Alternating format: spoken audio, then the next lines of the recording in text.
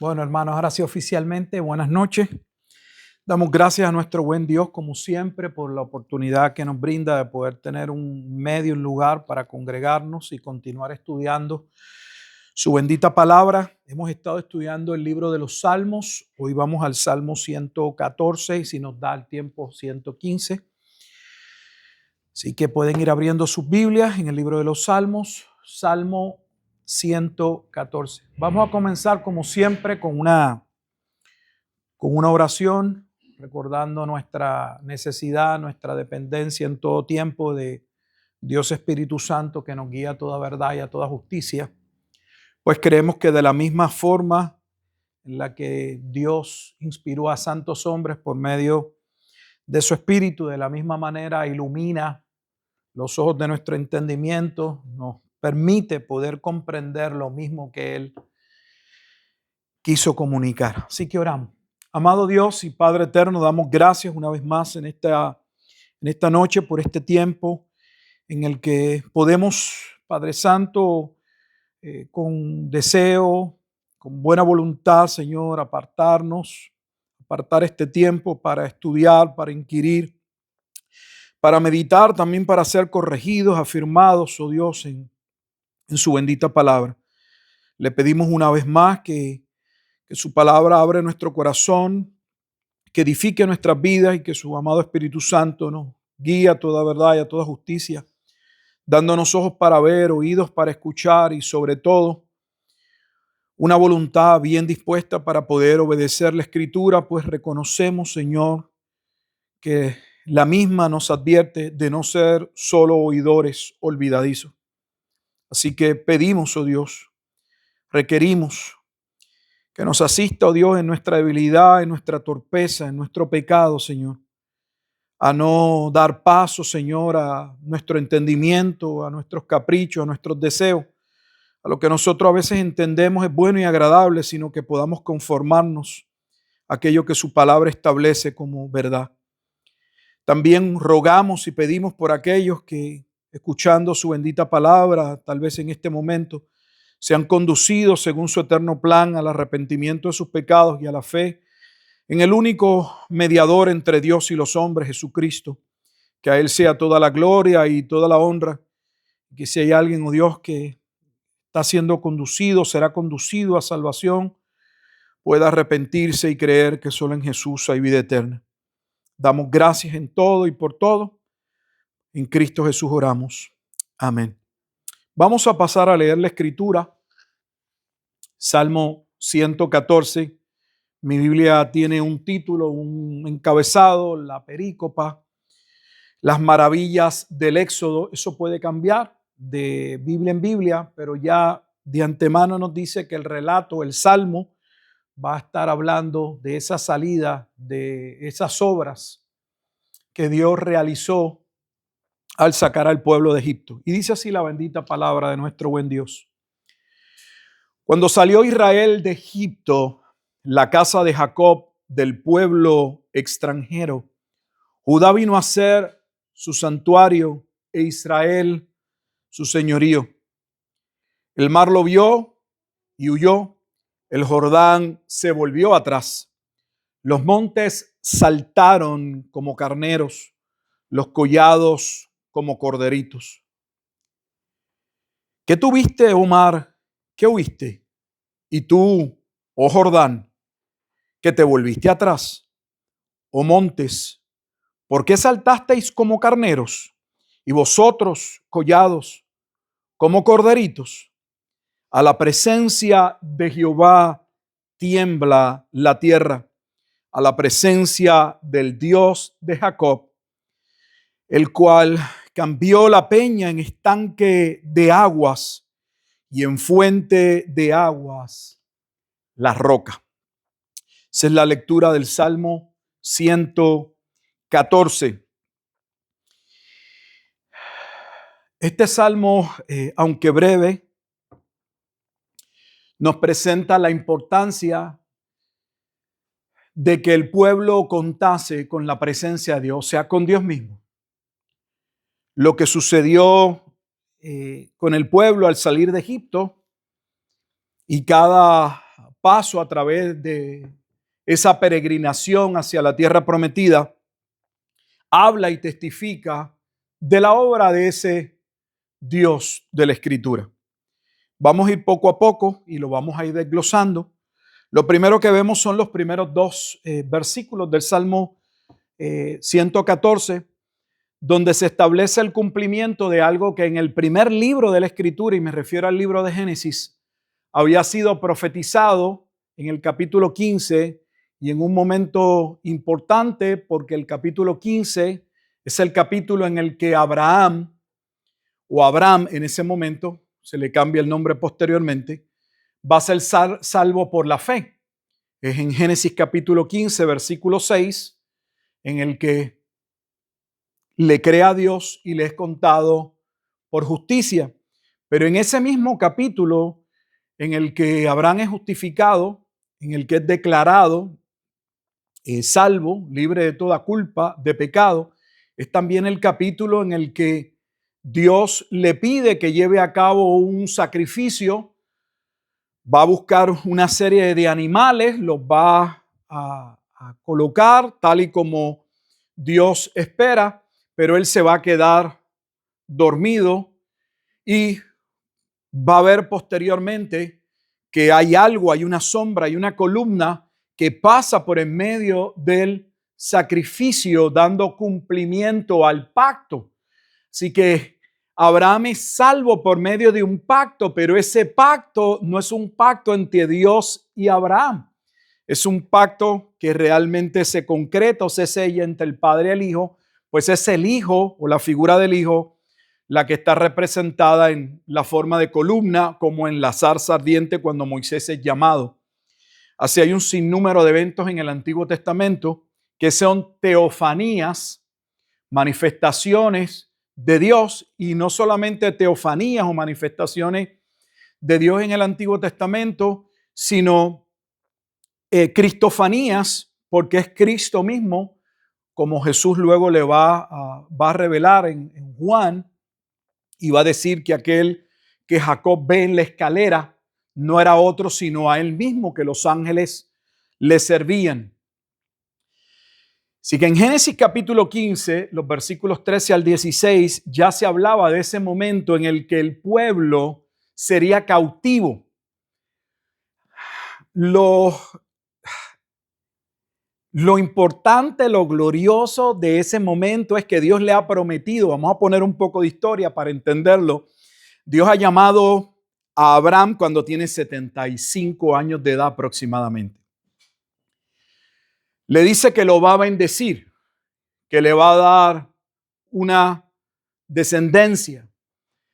Pero sabemos que tenía un problema, era ya mayor y su esposa era estéril.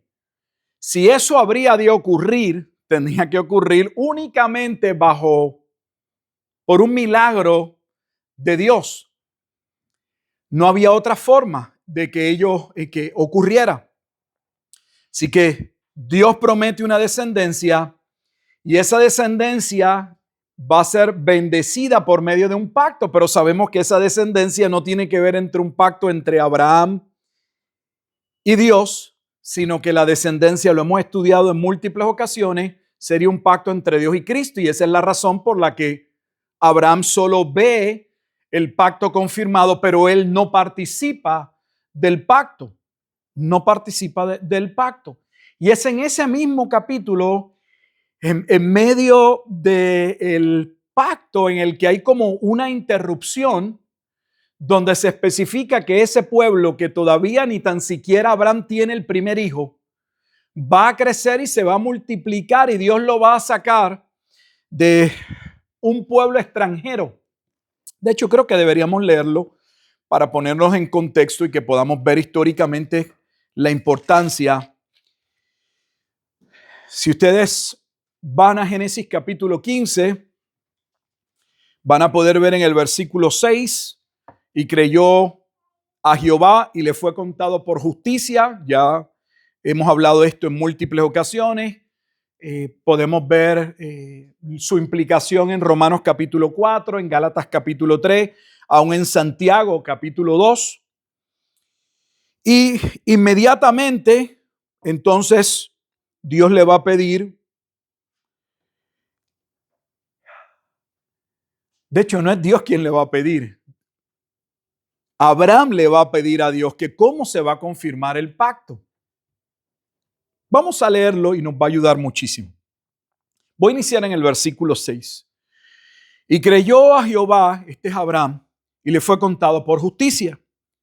Y le dijo, yo soy Jehová que te saqué de Ur de los caldeos. Así que lo sacó, ¿de dónde? De Babilonia, no de Israel.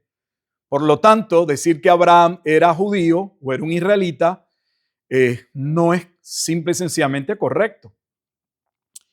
Para darte a heredar esta tierra, la cual sabemos por Hebreos que nunca iba a heredar y que Abraham no esperaba tampoco heredarla físicamente porque esperaba una ciudad que celestial. Eso es Hebreos capítulo 12. Su esperanza no estaba en algo terrenal, sino en una obra espiritual. Versículo 8. Y él respondió, Señor, escuche, ahora es Abraham quien se dirige, Señor Jehová, ¿en qué conoceré que la he de heredar? Dios le ha dicho que va a heredar y Abraham le pregunta, ¿cómo sé que la voy a heredar? ¿Qué garantía tengo de que en efecto esa tierra será nuestra? Y es en ese contexto en el que se va a dar el pacto. O sea que el pacto está ligado a demostrar que esa heredad, que es parte de Génesis capítulo 12, estaría seguro, esa promesa sería segura porque no dependería de algo que Abraham o sus hijos harían, sino de algo que Dios concretaría, algo que Dios haría por aquellos que creen. Y eso que Dios haría por aquellos que creen es la obra de Jesucristo. Y es cuando Abraham le hace esa pregunta a Dios, ¿cómo puedo estar seguro de esa promesa? Y Dios le dice en el versículo 9, tráeme una becerra de 3 años y una cabra de 3 años y un carnero de 3 años y una tórtola también y un palomino.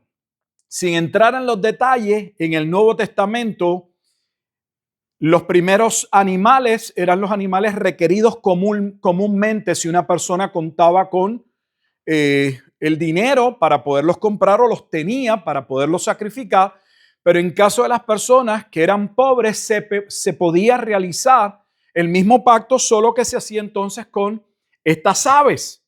Entonces está diciendo que el pacto que va a mediar, que se va a realizar, cubre tanto que a unos como a otros. No es un pacto solo para unos, sino que es para toda la descendencia, independientemente de la posición social, en términos económicos aquí.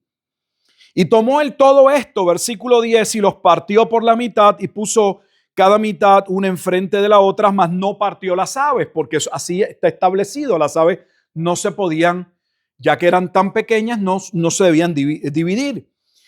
Y descendían aves de rapiña sobre los cuerpos muertos. Y Abraham, ves que todavía no es Abraham, y Abraham las ahuyentaba. Mas a la caída del sol sobrecogió el sueño a Abraham. Y aquí que el temor de una grande oscuridad cayó sobre él. Entonces Jehová dijo a Abraham, ten por cierto que tu descendencia morará en tierra ajena y será esclava allí y será oprimida 400 años. Él estaba preguntando por la tierra de Canaán. ¿Cómo él podría saber que esa promesa se iba a cumplir? Y Dios lo manda a hacer un sacrificio. ¿Por qué un sacrificio? Porque la validez de la promesa descansaría ¿en qué? En la obra de Cristo. Eso es lo que se está ya proyectando. Esa es la figura, es la sombra de lo que el Nuevo Testamento, específicamente en el libro de Hebreos, se cumple en Jesucristo.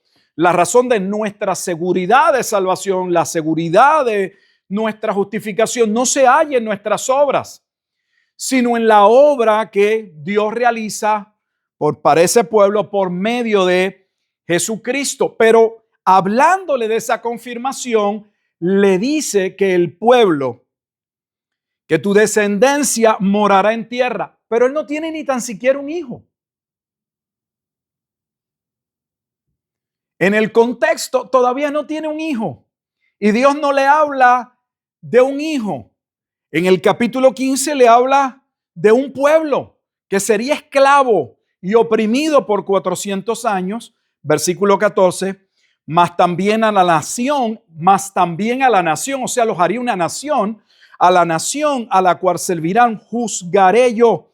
Y después de esto saldrán con gran riqueza. Y ahí está el cautiverio en Egipto, que es parte de cómo inicia el Salmo 114, estableciendo el momento en el que Dios cumple esa parte de la promesa que le había dicho a Abraham en Génesis capítulo 15. Cuando salió Israel, 114.1, Salmo 114.1, cuando salió Israel de Egipto, esa salida de Egipto fue profetizada en Génesis capítulo 15, 13 al 16.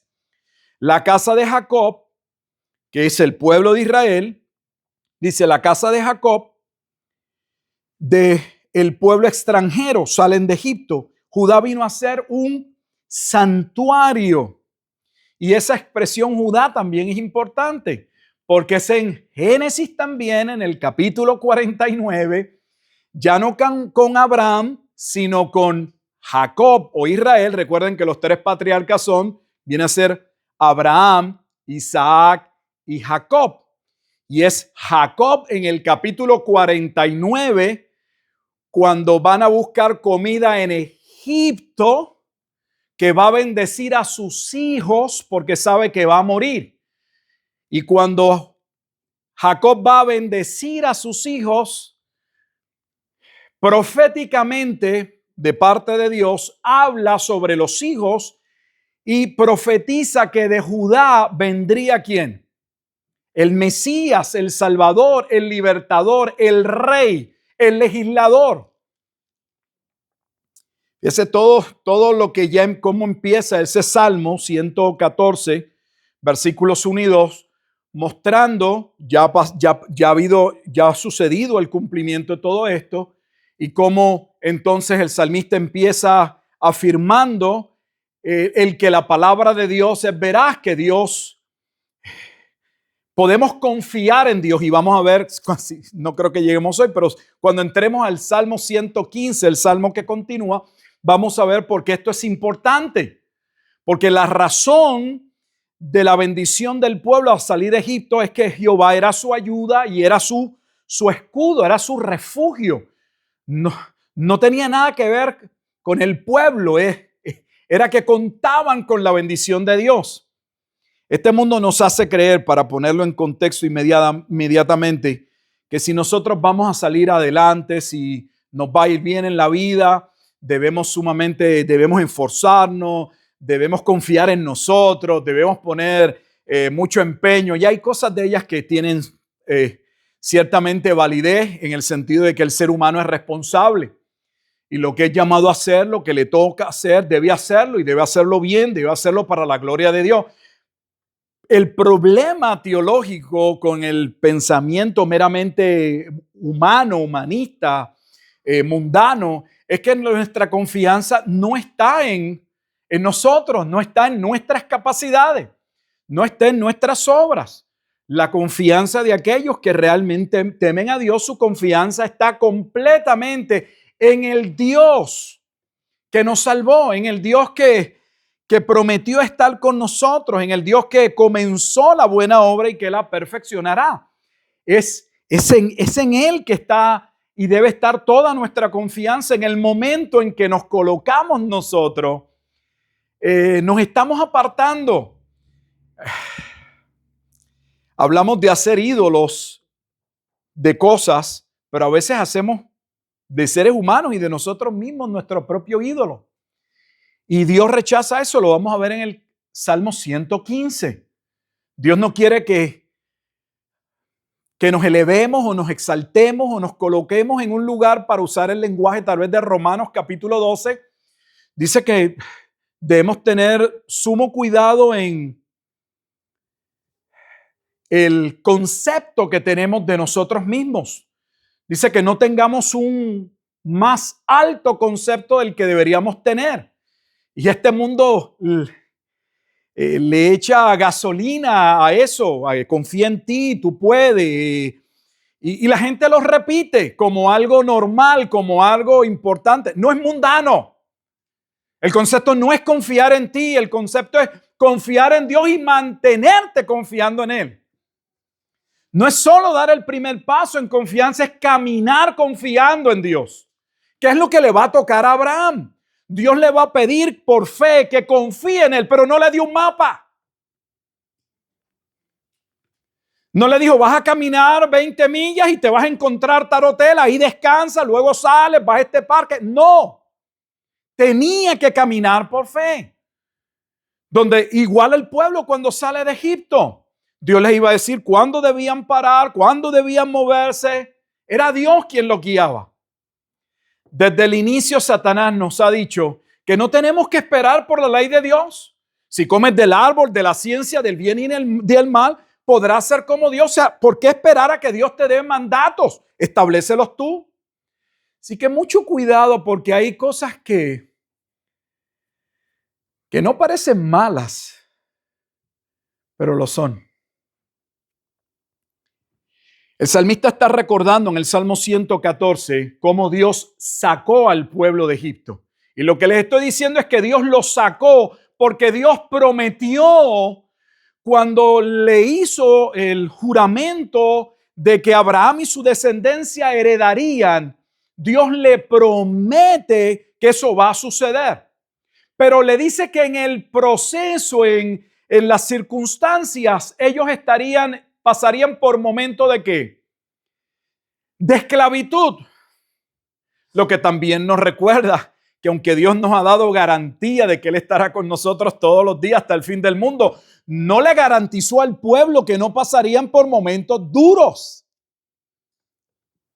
Queremos una vida cristiana y queremos escuchar una predicación, un predicador que nos hable de que Dios nos dijo, que Él prometió y que no va a haber adversidad, no va a haber dolor, no va a haber sacrificio. No existe. No existe. Dios le va a contestar a Abraham su pregunta. Ellos van a heredar. No es Abraham quien va a confirmar el pacto, es Cristo. Pero el pueblo pasaría por esclavitud. Y no solo pasaría por esclavitud, es que el pueblo debía aprender que eran esclavos y debían confiar en Dios. Porque a veces se presume, se entiende que todo el pueblo, por ser conforme a la carne, tener ascendencia a Abraham, ya eran parte del pueblo.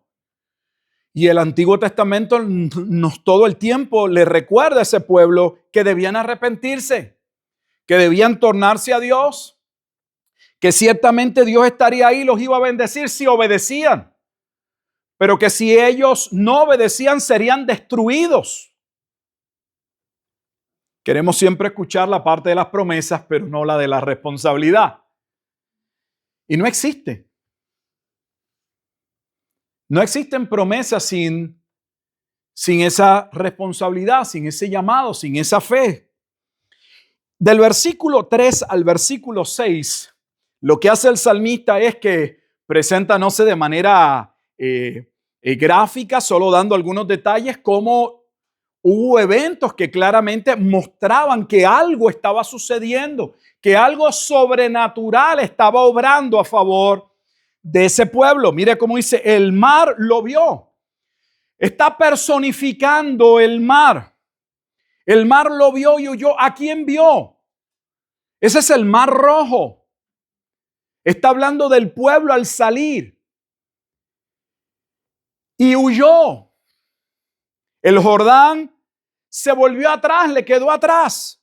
Los montes saltaron como carneros, los collados como corderitos. Y aquí se pregunta, ¿qué tuviste, Omar? ¿Qué huiste? Se pregunta, ¿y por qué el mar actuó como actuó? Y luego va el Jordán. Y Jordán, ¿por qué te volviste atrás? Montes, ¿Por qué saltaron como carneros? Y vosotros collados como corderitos. Todo eso para simple y sencillamente puntualizar, decir categóricamente que esa salida se debía única y exclusivamente con todos los acontecimientos que ocurrieron en el transcurso. La contestación está en el versículo 7. Es el versículo clave e importante a la presencia de Jehová. No tenía nada que ver con el pueblo. Nunca hemos sido nosotros los protagonistas, aunque nos gustan los papeles de protagonistas. Hay algunos seres humanos que quieren reclamar algo de gloria en la película de la redención. Dice, a la presencia de Jehová tiembla la tierra. Entonces, esas preguntas que se dan desde el versículo 5 al 6, que recogen eventos que pudieron haber imposibilitado que el pueblo pudiera seguir adelante. Como cuando el pueblo se vio allí frente al Mar Rojo, pensaron que aquí morimos. Sin embargo, Dios sabía lo que habría de hacer y le dijo a Moisés cómo debía con su vara colocarla y el mar se abriría. O sea, Dios tenía todo preparado, pero el pueblo sintió realmente temor. Aquí vamos a perecer. ¿Por qué no perecieron? Porque todo pareció obrar a su favor y nuevamente a su favor en el momento de Dios. Porque el pueblo sintió en varias ocasiones terror. Ya sabemos que cuando van a entrar a la tierra prometida, lo estudiamos en Deuteronomio, el pueblo pensó no vamos a poder entrar cuando envían los espías. Y finalmente son condenados esos que salieron a morir en el desierto. Pero Dios mostró su poder. Mostró su poder no porque Abraham se lo había ganado o lo merecía. Dios muestra simple y sencillamente su poder o su gracia porque Él se deleita en ser misericordioso sobre el pueblo que Él decidió tener de Él misericordia en Cristo. Ese pueblo que va a ser protegido y guardado porque Cristo, como estábamos estudiando en Pedro, primera de Pedro, sería un cordero inmolado desde antes de la fundación del mundo. Pero no para todos, lo vamos a ver en el Salmo 115, sino para aquellos que le creen a Dios, para aquellos que Dios es su ayuda, su escudo, su socorro, para aquellos que temen a Dios, es el tema también del Salmo 115. Así que él contesta, ¿por qué las cosas obraron como obraron? Dice, a la presencia de Jehová tiembla la tierra. Y eso se va a contrastar con los dioses hechos por el hombre, que en el Salmo 115 se van a discutir, que tienen ojos y no ven, oídos y no escuchan, que se les hace piernas, pero hay que cargarlos porque no caminan. Y va a mostrar la insensatez de un pueblo que habiendo visto, contemplado la grandeza de Dios, se torna la madera, el palo, a los metales y termina adorando dioses construidos por el hombre. A la presencia del Dios de Jacob es la contestación en el versículo 7. ¿Cuál fue la diferencia? ¿Quién hace la diferencia en nuestra vida? La diferencia la hace Dios. Ese es el tema del Salmo 114, es sencillo. Es Dios.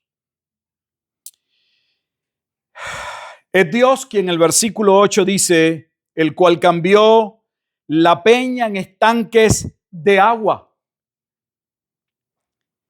De la peña salió agua. ¿Cómo? Es un milagro, era una imposibilidad, no había agua. Pero ¿quién obró para que de la peña surgiera un manantial? Que dicho sea de paso, ese manantial, Cristo es la roca y Él es el manantial de agua de vida. Y en fuente de aguas la roca. El Salmo 114 está hablando, para resumir, está exaltando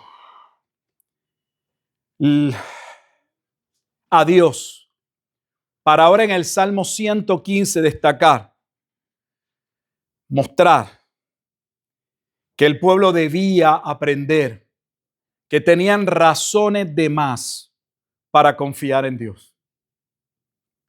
Hermanos, la realidad es que no tenemos razones para desconfiar en Dios. Y Dios no tiene que darnos las respuestas a nuestras situaciones, aunque a veces las requerimos, las demandamos, no tiene que darlas. Les recuerdo lo que sucedió en la vida de Job. Toda la crisis, toda la situación que tenía que ver no meramente con la pérdida de bienes materiales, sino de sus propios hijos. Todos murieron. Y luego se queda con una esposa que le va a terminar diciendo, mira, maldice a Dios y muérete. Si ese es el Dios que tú sirves, que servimos, y esta es la condición en la que nos ha dejado, maldice a Dios y muérete. Y aunque Job en principio, o al principio debo decir, no se quejó, luego maldijo hasta el día en que nació. Dijo que hubiese preferido hacer un aborto. Y cuando finalmente Dios va a hablar, le dice ahora, cíñete, amárrate bien el cinto y ahora yo voy a preguntarte y mira a ver Job si me puede responder. Y cuando Dios comienza a hacerle las preguntas a Job, ya al final, por allá por el capítulo 38, no le contesta la razón del sufrimiento. Le hace solo preguntas cuya contestación Job la sabía. ¿Quién puso límites a los cielos? ¿Por qué el mar no se sale de su cauce y arropa la tierra?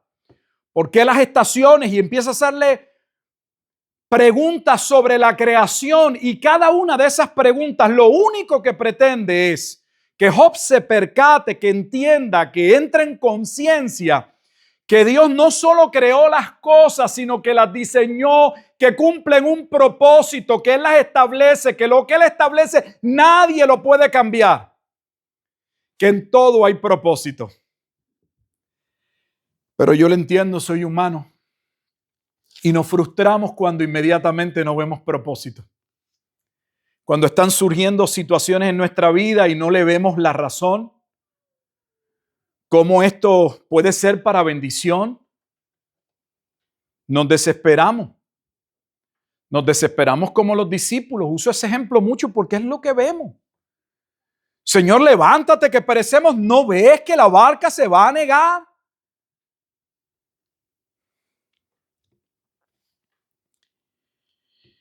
Entonces, si es Dios, si es la presencia de Dios la que marca la diferencia en nuestra vida, la pregunta es, ¿cómo podemos levantarnos cada día y no encomendarnos a Dios?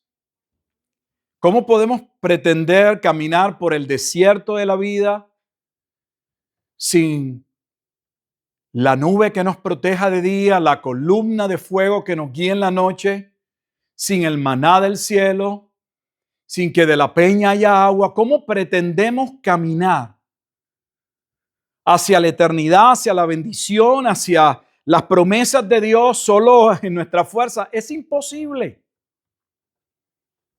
Ese pueblo se desesperó en múltiples ocasiones en la travesía y decían, mejor no fuese no haber salido de Egipto.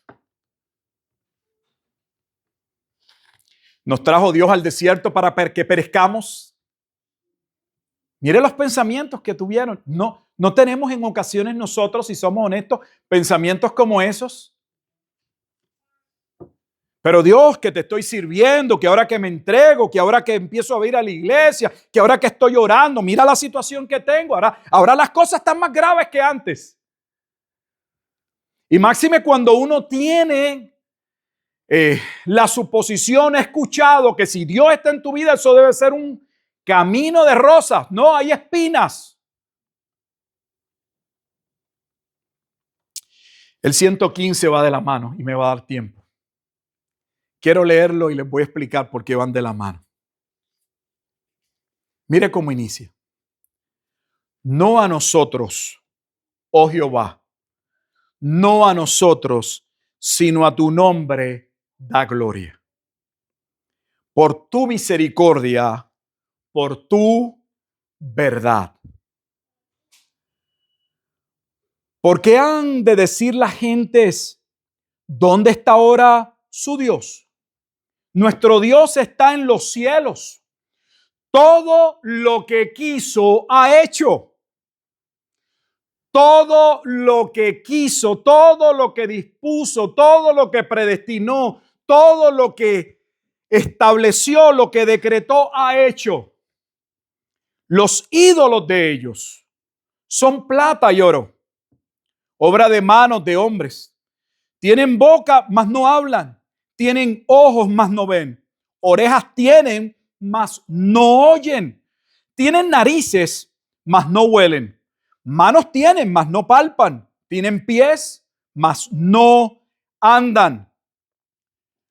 No hablan con su garganta. Semejantes a ellos son los que los hacen y cualquiera que confíe en ellos. Oh Israel, confía en Jehová. Él es tu ayuda y tu escudo. ¿Va viendo cómo están unidos los salmos? Y eso que nos han dicho que cada salmo no sabemos ni quién lo escribió y todos son de temáticas diferentes y no hay una secuencia, no hay un hilo conductor. Falso. Casa de Aarón. Recuerde que Aarón, según se mencionó a Judá, como que de Judá vendría el santuario, y de hecho de Judá vendría el santuario, porque el santuario de salvación es Cristo. Pero ahora se menciona a Aarón, porque Aarón representa ¿qué? El oficio sacerdotal. ¿Y cuál era el oficio sacerdotal? ¿Cuál era el propósito de los sacerdotes? Lo dice la carta a los Hebreos. Eran hombres que prefiguraban, eran un tipo del antitipo de aquel que vendría, del verdadero sumo sacerdote que llevaría a cabo una obra para perdonar, para redimir. Eran hombres constituidos a favor de hombres. Pero nuestro Salvador no es un hombre meramente. Es Dios hecho hombre a favor de hombres. Casa de Aarón, confiad en Jehová.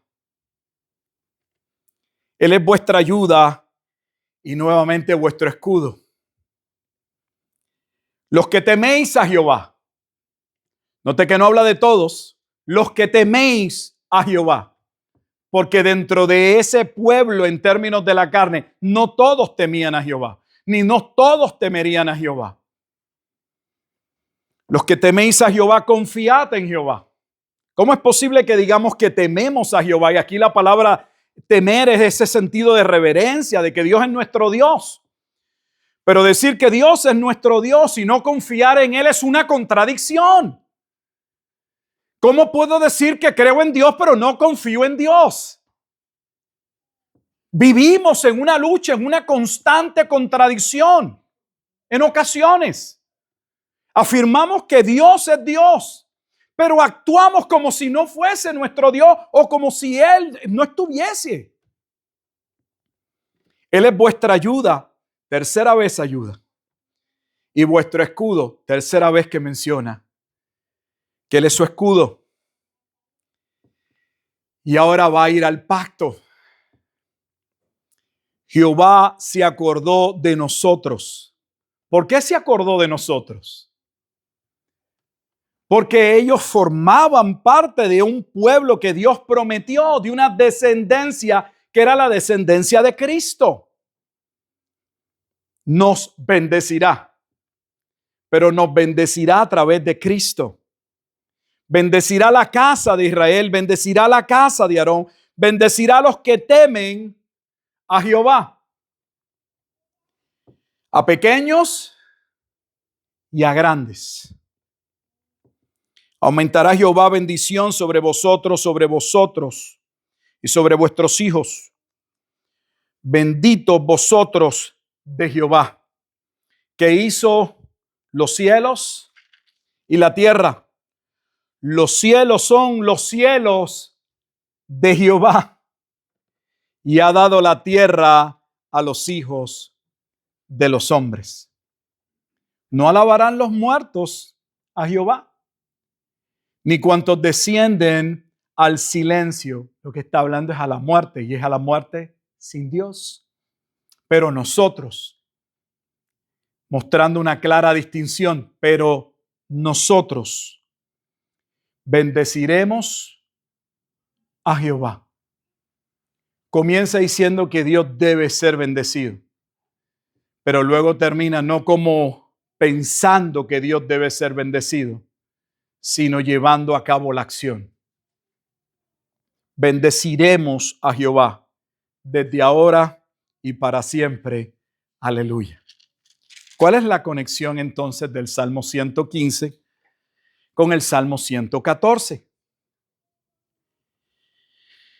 ¿Qué es la presencia de Jehová en el Salmo 114? Es Dios mismo quien ha bendecido, quien ha cuidado, quien libró al pueblo de Egipto. Nunca se trató del pueblo.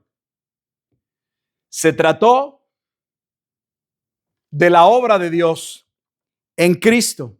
Por lo tanto, el Salmo 115 inicia: no a nosotros, oh Jehová, no a nosotros, sino a tu nombre da gloria. En otras palabras, la gloria es tuya, oh Dios. Que yo tenga mucho cuidado de reclamar alguna gloria. Y créame que hay muchas personas muy pretenciosas dentro de las iglesias. Nos mata ese yo. Yo, esto, yo, aquello, yo. Usted los ve, hay personas que son un yo hablando. No somos nosotros.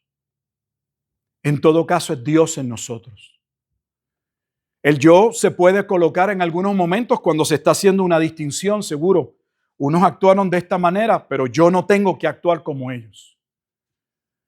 Pero cuando estamos usando el yo para de alguna manera decir que somos nosotros diferentes por nosotros, tenemos problemas. Porque la gran diferencia, si existe, no reside en nosotros, reside en el Dios que actúa en nosotros y por nosotros, que es el Salmo 114. El salmista lo reconoce. Por eso dice: por tu misericordia y por tu verdad. ¿Por qué por tu misericordia? Porque si algo aprende uno en la vida cristiana es que todo es por gracia. Y somos los que somos porque Dios ha querido tener misericordia. Porque lo que realmente merecíamos era justicia. Y la justicia implicaba nuestra muerte. Entonces, un hombre maduro, una mujer madura en el Evangelio, en las Escrituras, da gracias, le da la gloria a Dios. Porque todo lo que somos, lo que tenemos, lo que seremos es por un acto de su misericordia. Pero una misericordia que está anclada aquí, a su verdad. No a lo que nosotros escogemos. No está centrada en lo que nosotros pensamos. Dios va a realizar lo que Él determinó hacer. Y eso a nosotros en nuestro mundo nos choca. ¿Y dónde quedo yo? Ahí lo tiene. ¿Y dónde quedo yo? Porque para algunos seres humanos el mundo corre, gira para ellos o por ellos. Ellos son el centro del mundo. No somos el centro del mundo. El versículo 3 lo dice de manera clara, lo leímos. Nuestro Dios está en los cielos, todo lo que quiso ha hecho. Entonces, todo lo que Dios hace es verdad. Y el bien que recibimos es un acto de su misericordia. Debemos tenerlo presente. Porque somos dados a quejarnos. ¿Y sabe lo que pasa cuando nos quejamos? No solamente que mostramos que desconfiamos, que la queja muchas veces implica, aunque no lo entendamos consciente, es que creemos que Dios está siendo injusto con nosotros.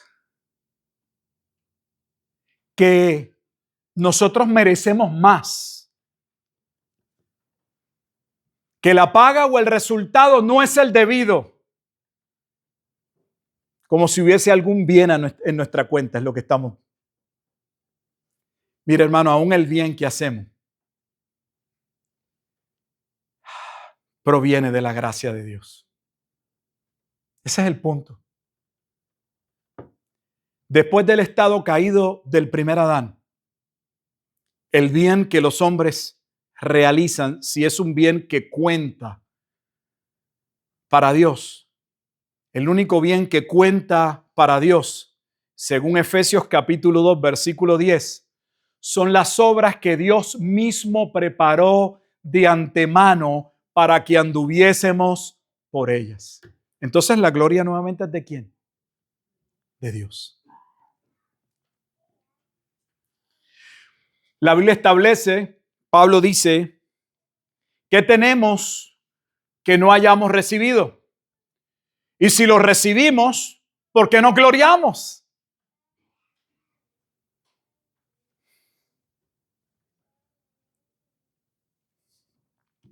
Entonces ese Salmo 115 inicia dándole toda la gloria de Dios y reconociendo su soberanía sobre toda la creación. Y el salmista aprovecha el momento para decir que es una insensatez, es una necedad. Contemplar la grandeza de Dios, ver los milagros de Dios. El pueblo tenía certeza de lo que había visto, no porque alguien les había contado. Mírelo nuevamente para ponernos en contexto de algo que estudiamos, Deuteronomio. Uno podría esperar tal vez que los que no entrasen a la tierra prometida fueron los que nacieron en el desierto. Los que no vieron los milagros o vieron muy poco, que solo escuchaban lo que sus padres les contaban de aquellos portentos, aquellas obras, aquellas maravillas que ocurrieron. Del milagro de su salida del mar abriéndose. Ellos no estaban.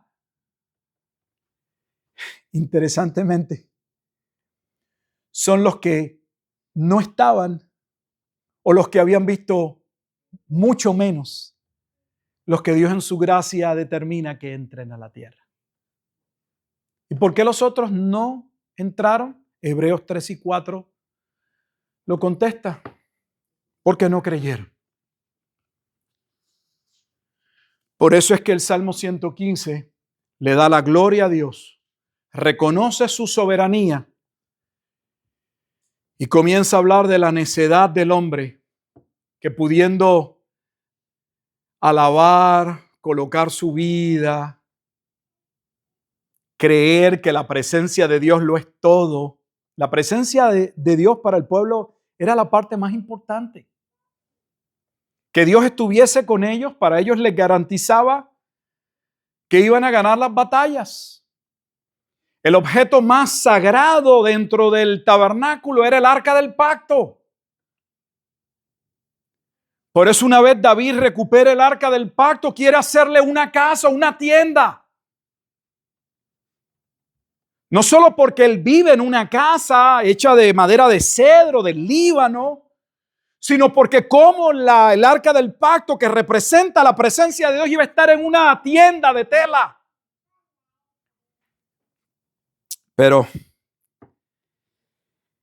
el pueblo se entregó, como Dios le advirtió a Moisés, a adorarse a sí mismo. Porque claramente el versículo 8 nos dice que esos dioses que los hombres hacen, los hacen aquí, a su semejanza.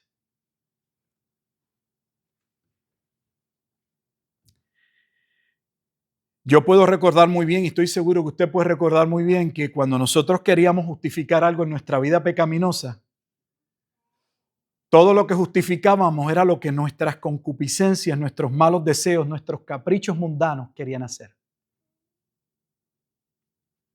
Hoy, qué hábiles éramos para justificar lo que entendíamos nos iba a dar placer, gratificación.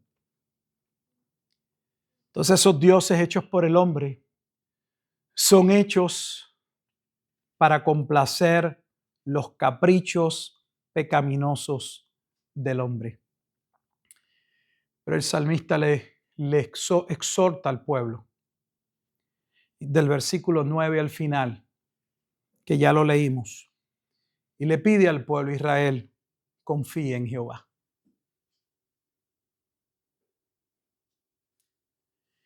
El proverbista no confíes en tu propia prudencia. Reconócelo en todos tus caminos. Él enderezará tus pasos. Y les dice por qué. Ya se los ha dicho en el Salmo 114. Él es tu ayuda. Él es tu ayuda. No solo tu ayuda, es tu escudo.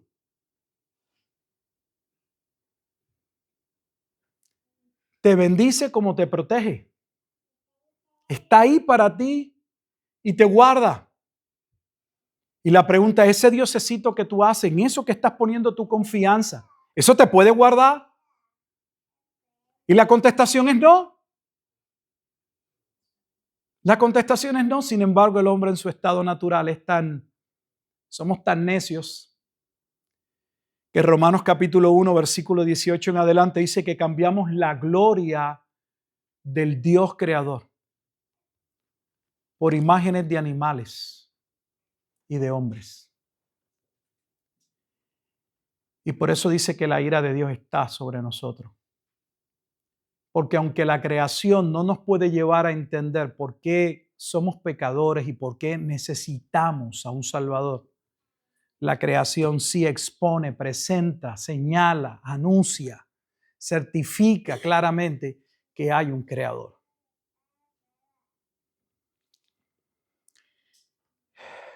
Casa de Aarón, confía en Jehová.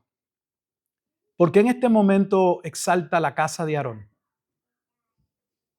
Porque recuerden que de esas 12 tribus que van a entrar, o 13 finalmente, la tribu que representa la obra de Cristo, la tribu que tiene el llamado sacerdotal. En un sentido, el pueblo de Israel dependía de que los sacerdotes, de que el culto, de que el orden, de que la palabra de Dios fuese lo que reinase entre el pueblo. E interesantemente eran los que por ley no tenían derecho a poseer. ¿Lo ha pensado? El pueblo va a entrar a poseer una tierra. Comenzamos con el Salmo 114, donde se habla de la salida del pueblo, cómo Dios cumple aquella promesa de que el pueblo sería liberado de la esclavitud.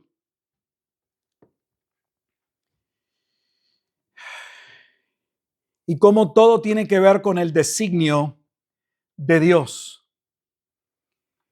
Y Abraham le pregunta, ¿y esa tierra que tú dices que me vas a dar, yo tengo garantía realmente de que la voy a poseer y que la vamos a tener? No le hace un mapa, no le entrega un papel, pero ve un sacrificio que se concreta. Y ese sacrificio que se concreta que es a favor de él y de su descendencia, es un sacrificio que confirma a Cristo Jehová, el Padre y el Hijo. Pero ese sacrificio mostraba ¿qué? La obra sacerdotal, la obra de redención, la obra necesaria para que el pueblo pudiese disfrutar de la bendición de Dios. Porque el pueblo no podía ser reconciliado con Dios, el pueblo no podía estar bien con Dios, justificado, si no era por medio de un acto de redención. Y Dios escoge a la casa de Aarón, a los levitas, a la tribu de Leví, para que funjan como un tipo del antitipo de Cristo, donde debían aprender a depender totalmente de Dios. Porque aunque se les asignaría un pedazo de tierra para vivir, nunca tendrían un título de nada. Pero los que tendrían el título de propiedad, lo tendrían sobre la base del ministerio de aquellos que no iban a tener el título de propiedad. Se lo pongo de manera sencilla. Las bendiciones que nosotros heredamos. Primera de Pedro, estuvimos mirando. Esa herencia incorruptible, incontaminada, inmarcesible, reservada en los cielos. ¿Por quién nos viene? Por nuestras obras. Por el Cordero inmolado. Pablo dice que somos bendecidos porque Cristo se hizo pobre para que por medio de su pobreza nosotros fuésemos enriquecidos. Los sacerdotes representan la obra de Cristo, quienes deben vivir a favor del pueblo. Pero esa obra sacerdotal humana, como establece el libro de Hebreos, no podía cumplir el propósito, porque estaba constituida por Dios, cierto, pero por hombres pecadores, que necesitaban presentar primero un sacrificio por ellos mismos, por su propio pecado, para luego presentarse delante de Dios por el pecado del pueblo. Pero el Dios del cielo haría una obra que predestinó desde antes de la fundación del mundo, a través de la cual un pueblo heredaría por medio de la obra de aquel que pasaría a confirmar el pacto. Y ese es Cristo. Así que el pueblo debe aprender que todo lo que tiene, que todo lo que tendrá, depende de la presencia de Dios, de su soberanía. Y no debe desconfiar en que Jehová será su ayuda y su escudo. Dios nos ayude, hermanos, para poder mirar estos salmos en su cumplimiento histórico, porque lo que estamos leyendo en el Salmo 114 pasó en la historia. No estamos leyendo de algo, una visión, algún pensamiento, alguien que, no sé, que divagó en su mente y creó una historia. No es. Estamos hablando de hechos concretos. Y cuando hablamos de hechos concretos, estamos hablando de Dios obrando en la historia. Y lo que se nos está diciendo, si Dios ha obrado en la historia, siempre ha obrado en la historia. Y ha obrado por misericordia, y ha obrado porque su palabra es verdad. Porque lo que Él estableció, Salmo 115, versículo 3, se establece porque Él domina el cielo y la tierra. Todo lo que quiso, ha hecho. Entonces, ¿qué razón tenemos nosotros para desconfiar en Dios? El Nuevo Testamento, para orar y finalizar, nos dice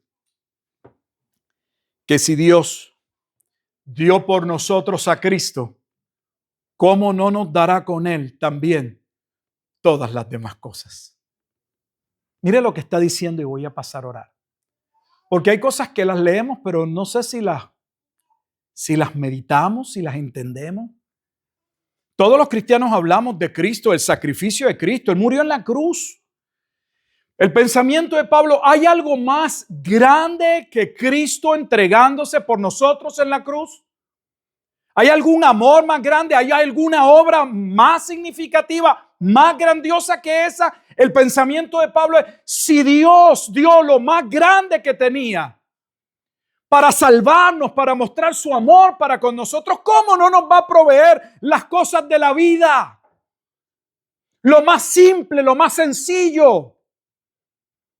Lo que no requería de su muerte, porque en su gracia común podía suplirlo. Entonces, si Dios ha dado a Cristo para salvarnos, eso es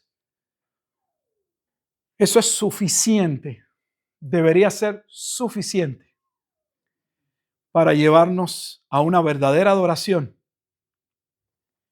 y para confiar que si el acto más grande fue realizado en nuestro favor para salvarnos, ¿cómo vamos a desconfiar de las cosas más pequeñas?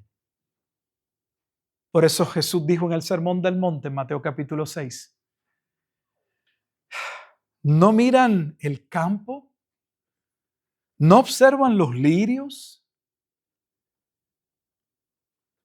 Yo los sostengo. ¿No ven su belleza? Yo la he creado. Entonces, si Dios sostiene su propia creación, ¿por qué a nosotros se nos hace tan difícil confiar en Dios? Hablamos de que confiamos en Dios, pero yo tengo que ser honesto y la realidad es que muchas veces como hablamos y como actuamos, es como si desconfiáramos de Dios. Y en ocasiones, a veces sin entenderlo, mostramos que nuestra confianza está en nosotros, en nuestros recursos, en alguna mano amiga, en nuestro trabajo, en nuestros títulos, en cualquier otra cosa. Y les recuerdo que cualquier otra cosa con la que pretendamos sustituir a Dios se constituye en el Salmo 115 en un ídolo.